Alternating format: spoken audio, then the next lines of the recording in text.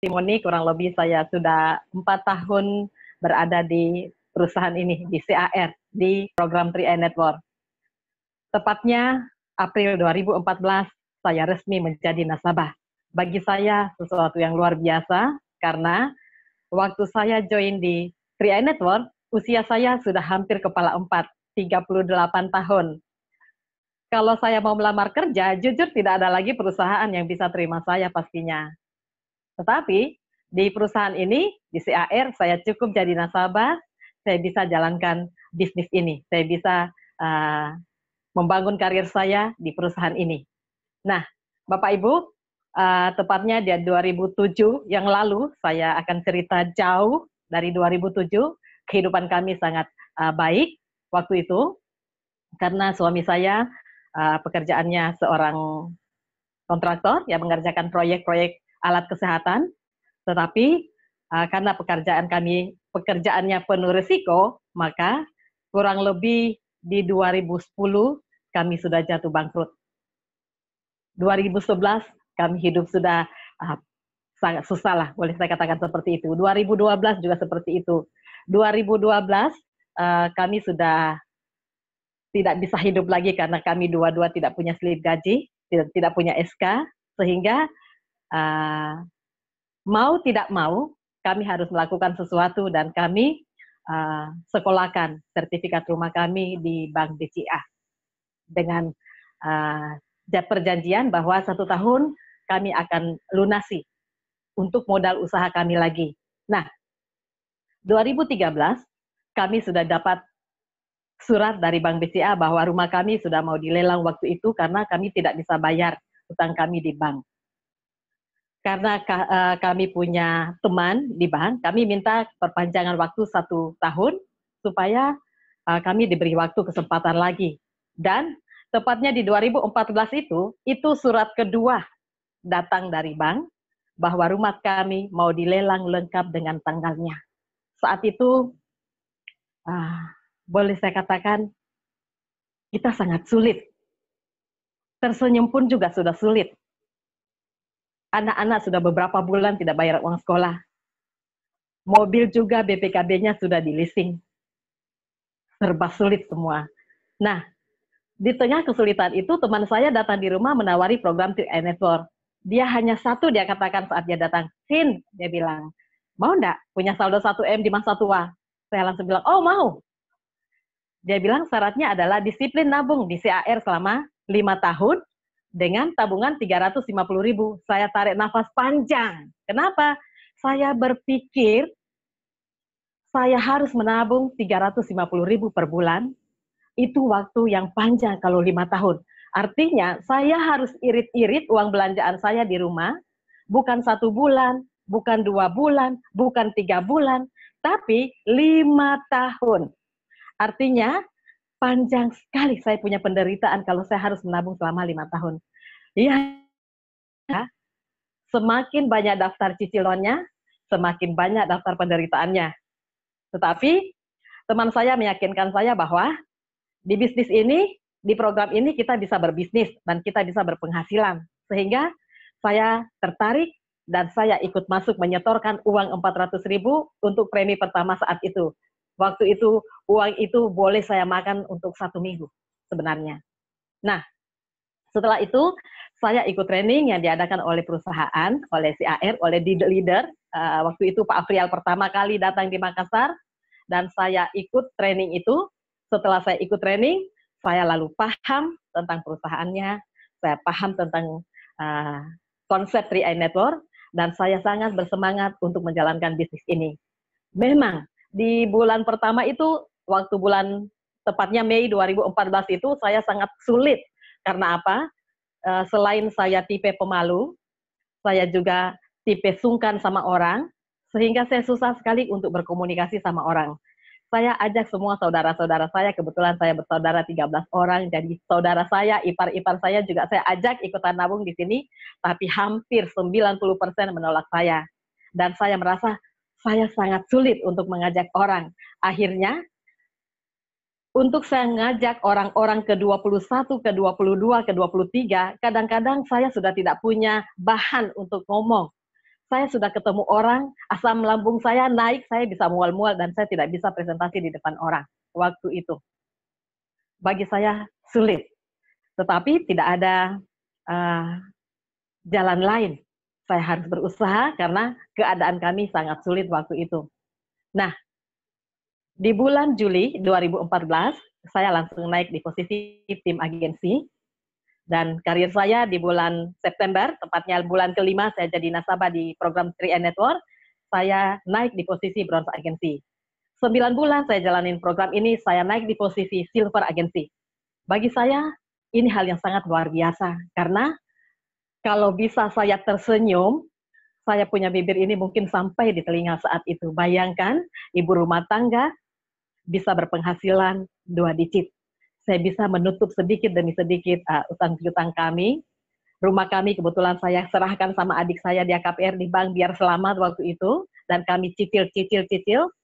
Nah, kami akhirnya pelan-pelan bisa hidup lebih baik lagi. Nah, tepat 2 tahun saya di CAR, di program 3N Network, saya naik posisi Gold Agency.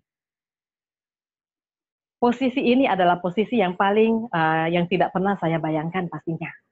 Di Juni 2016 tepatnya. Nah, saya sangat bangga karena boleh saya katakan saya punya bonus pertama di Gold Agency itu 31. Jadi kalau saya berpikir, kalau saya makan 1 juta satu hari, tidak habis 1 bulan bonus sudah masuk lagi. Itu yang saya rasa luar biasa sekali bisnis ini, luar biasa sekali 3N Network ini. Nah, di tengah-tengah kebahagiaan kami di posisi Gold Agency, saya waktu itu, bulan Juni saya posisi All Gold Agency, Juni, Juli, Agustus, September, Oktober. Oktober itu bulan yang paling menyedihkan. Tadi di presentasi kita, pemateri kita sudah menyampaikan bahwa ada 10 alasan kenapa kita harus bergabung di program 3N Network. Salah satu alasan yang paling mendalam dalam kehidupan saya adalah alasan nomor 9, yaitu bisnis bisa diwariskan ke ahli waris. Oktober 2016, suami saya yang tercinta dipanggil oleh Tuhan Yang Maha Kuasa. Singkat saya akan ceritakan, suami saya tidak sakit. Waktu itu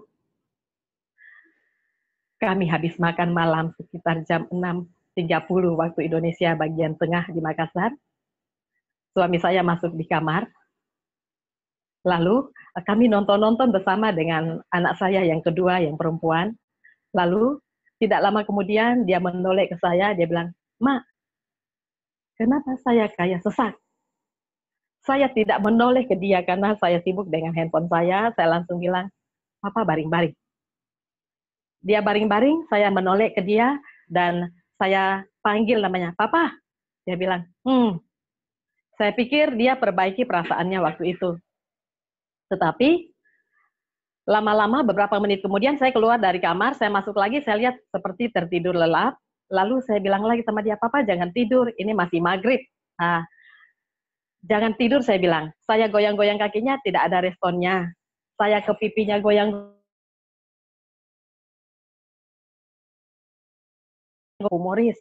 Biasa kalau kami nonton bareng sama anak-anak di kamar, lalu kita nonton film yang agak ngeri, yang hantu-hantu, Bapak biasa suka berkelakar, suka bercanda, dia ambil barang-barang di dapur, tutup panci, lalu dia bungan di kamar supaya kami semua satu rumah kaget. Saya sih tidak kaget lah.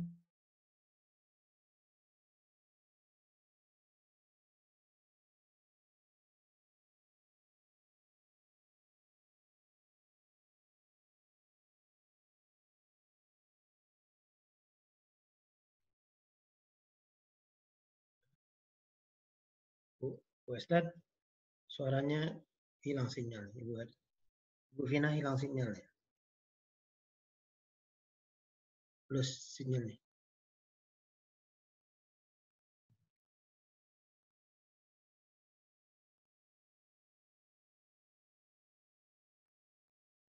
Halo, Ibu Esther? Ibu Esther dengar saya? Bu Serafina. Halo, Halo Bu. ya Bu Esther. Ya Ya, Bu. halo. Ya ya. Ibu mungkin signalnya yang kurang bagus kah atau bagaimana atau mungkin Saya di rumah pakai IndiHome sih. Oke. oh oke oke. Kedengaran. Oke.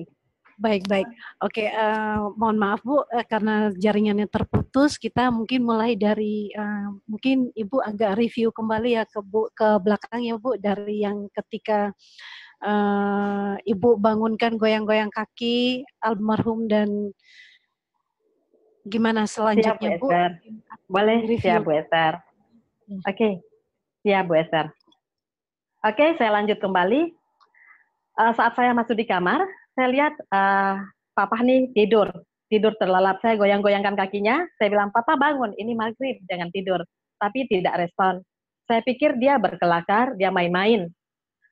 Tetapi saya ke pipinya, saya tepuk-tepuk pipinya, Pak, Papa bangun, saya bilang. Dia tidak bangun, dia tidak respon. Saya bilang sama anak saya, Adik, Papa pingsan. Saya pikir kalau saya ngomong pingsan itu dia langsung bangun karena dia berkelakar dengan saya, gitu. Ternyata juga dia tidak respon. Saya panggil pembantu, saya bilang begini, coba panggil tetangga, Bapak pingsan, saya bilang. Akhirnya tetangga datang di rumah, mereka lihat, dan mereka bilang, saya kebetulan dipanggil Mama Devi. Mama Devi katanya kita bawa saja ini Bapak ke rumah sakit karena dia pingsan. Saya memang lihat perutnya masih bernapas, jadi saya pikir dia pingsan biasa. Akhirnya dibawa di rumah sakit Greselina yang tidak jauh dari rumah saya. Sampai di mobil, saya tidak punya perasaan apa-apa. Saya pangku kepalanya, tetangga saya pangku badannya. Saya hanya bilang begini, Papa sudah sadar? Papa sudah sadar? Saya sepanjang jalan coba goyang-goyang dia, saya tepuk-tepuk pipi. Papa sudah sadar, tapi memang tidak ada responnya. Sampai di rumah sakit, dimasukkan di UGD, dokter sempat cek nadinya, lalu dokter bilang sama susternya, ambil alat jantung. Setelah itu saya lihat dia dipompa beberapa kali, dipompa, dan saya sempat lihat waktu keluar kertasnya memang sudah lurus, tapi tidak ada di benak saya, di pikiran saya, seperti yang biasa kita lihat di film-film, kalau sudah lurus itu sudah tidak ada. Dokter menoleh ke saya, dia bilang begini, Bu, Bapak sudah tidak ada. Saya menoleh ke dokter, saya bilang maksudnya, dia tanya ulang ke saya, dia bilang, Bapak ada riwayat jantung? Saya bilang tidak. Bapak ada riwayat asma? Saya bilang juga tidak. Setelah itu dokter meninggalkan saya.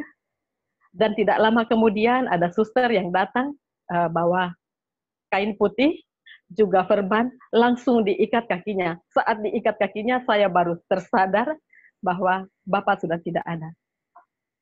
Serasa saya tidak lihat plafon waktu itu. Serasa saya juga tidak lihat lantai saat itu. Saya tidak tahu, saya seperti tidak lihat siapa-siapa di ruangan itu. Padahal banyak orang saat itu, karena mereka di ruangan UGD itu banyak orang. Dan mereka mendengar dokter seperti ini, saya belum histeris berteriak, saya tidak percaya. Saya tidak percaya kenapa bisa terjadi, karena tadi siang juga baik-baik saja, tidak ada sakit-sakitnya. Kenapa bisa terjadi? Saya sangat terpukul. Akhirnya, suami saya didorong keluar dari ruangan UGD, dibawa ke belakang, dan dimasukkan di salah satu ruangan. Di situ saya langsung lihat ruang jenazah.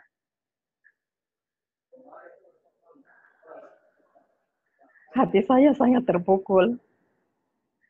Bukan siapa-siapa yang ada di dalam, tapi orang yang saya paling cintai. Saya tidak pernah membayangkan, mungkin orang bilang kalau mungkin kita lihat dia sakit, kita bisa rawat dia satu bulan, 2 minggu, kita lihat dia menderita karena kesakitan, mungkin kita bisa ikhlas saat dia meninggalkan kita. Tetapi waktu itu saya jujur, saya hampir tidak bisa terima dan saya histeris teriak-teriak di ruangan itu. Saya terus berteriak, kenapa bisa terjadi seperti ini? Kenapa Papa tidak sakit dulu? Setahu saya kalau orang dipanggil Tuhan harus tua dulu, baru meninggal. harus sakit-sakit dulu, baru meninggal. Kenapa suami saya juga tidak sakit, belum juga tua, tapi Tuhan sudah panggil dia. Saya tidak bisa terima. Setelah itu kami pulang ke rumah bersama anak-anak. Anak-anak saya kebetulan satu ikut sama saya, yang satu di rumah menunggu karena tidak ikut di mobil. Suasana rumah sudah ramai dengan keluarga yang sudah tahu saat itu. Seperti rumah itu gelap sekali rasanya waktu saya masuk di dalam rumah.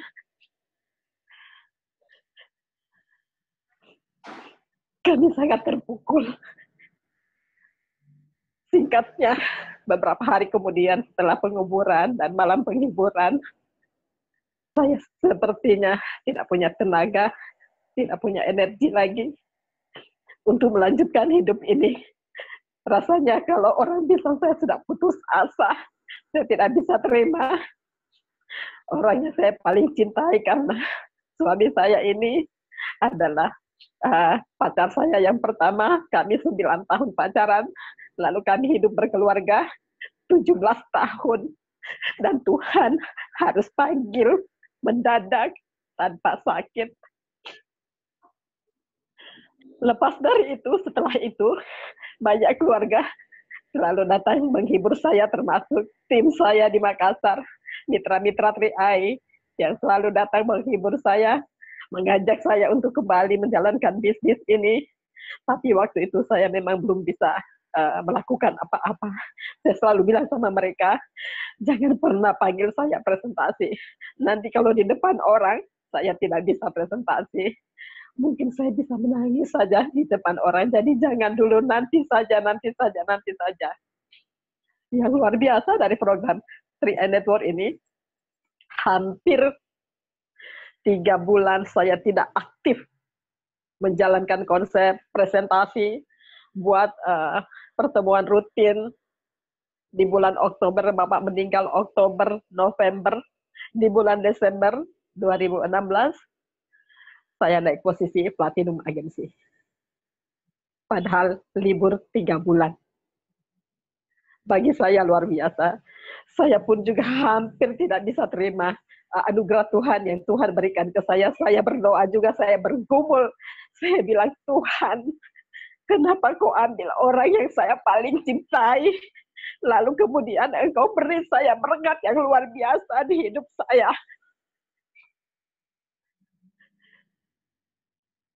Saya terus bergumul karena itu. Anak saya yang perempuan yang ada tadi di foto saya, setiap kali saya menangis, dia katakan seperti ini, Mama tidak usah nangis, Papa sudah senang. Setiap kali saya menangis, Mama tidak usah nangis, mau di mobil, mau di rumah, selalu dia nasihati supaya saya tidak usah nangis. Kecuali anak saya yang laki, yang kakak itu kelas 3 SMA, kalau saya menangis, dia diam, dia juga ikutan nangis.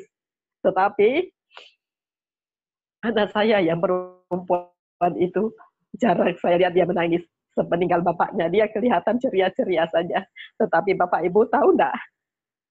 Di setiap lembaran buku sekolah, yang buku tebal-tebal, buku IPA, buku fisika, buku bahasa Indonesia, setiap halamannya ditulis nama papanya, Alexander Dedinaha. Halaman kedua ditulis lagi Alexander Dedinaha. Halaman ketiga juga ditulis, tuh semua ditulis.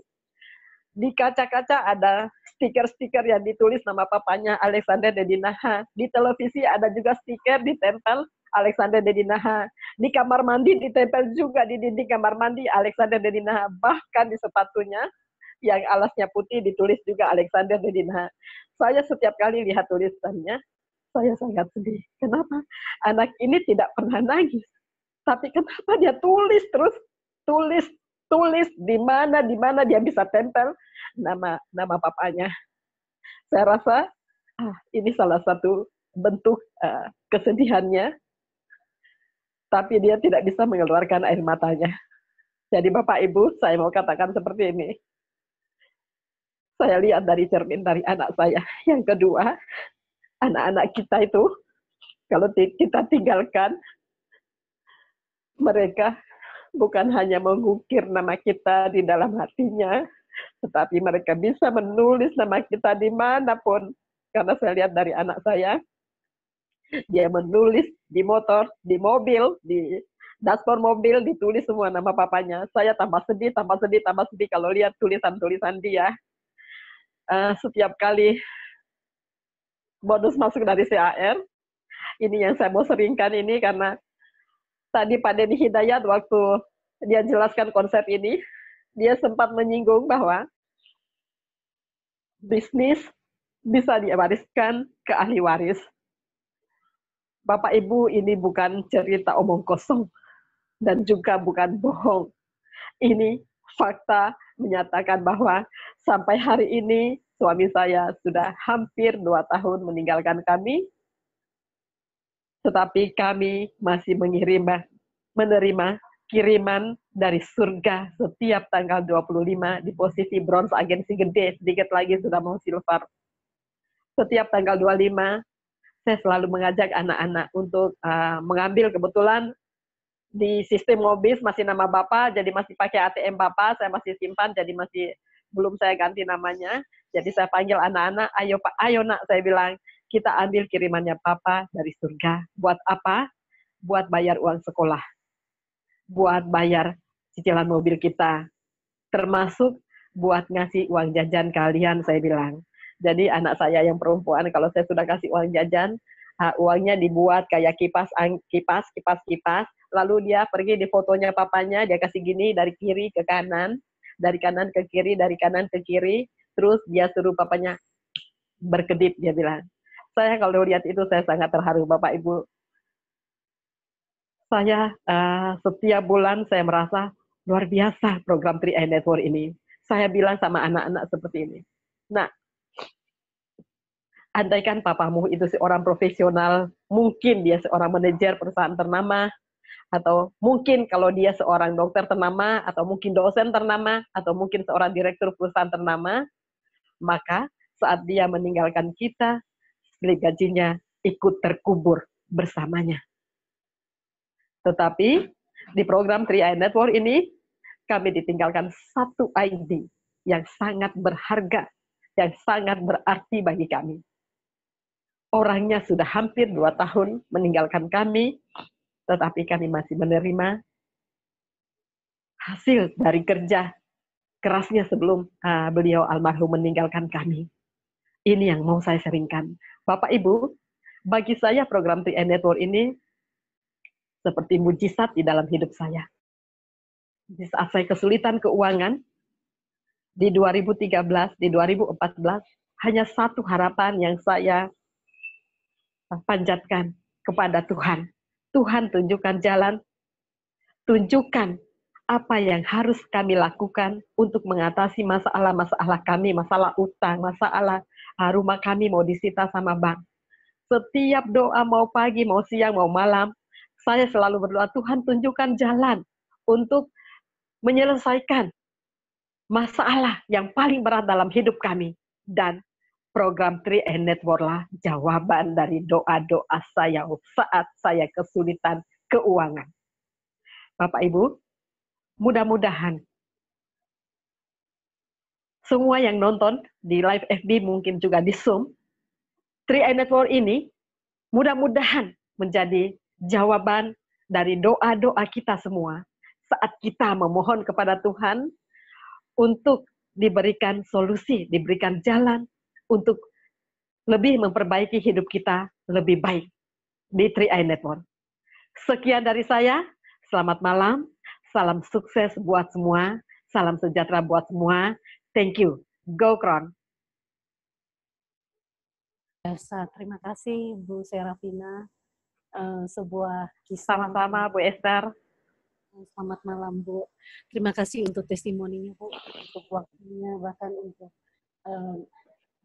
spirit yang sangat memotivasi kami para wanita-wanita khususnya yang ada di seluruh Indonesia, bahwa pentingnya kita mulai memikirkan orang-orang yang kita kasihi, orang-orang yang kita cintai yang ada di sekitaran kita.